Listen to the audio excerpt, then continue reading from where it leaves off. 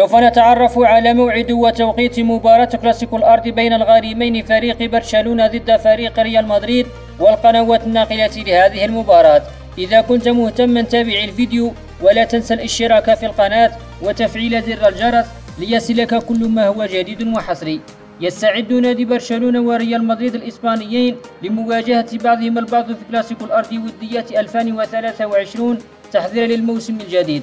ويستضيف هذه المباراة ملعب دالاس كابوس في الولايات المتحدة الأمريكية، وقد طلبت كل من إدارات الفريقين ريال مدريد وبرشلونة مواجهة بعضهم البعض لتجربة الفريقين من صفقات جديدة للموسم الجديد 2023-2024.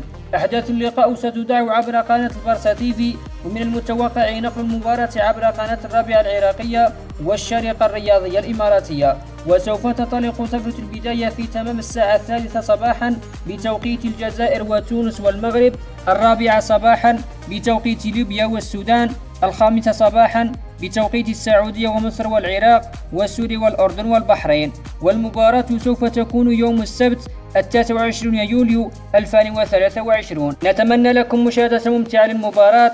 شكرا لحسن استماعكم، ونرجو منكم إعطانا توقعات للمباراة بين الغارمين برشلونة وريال مدريد، وذلك في خانة التعليقات أسفل الفيديو.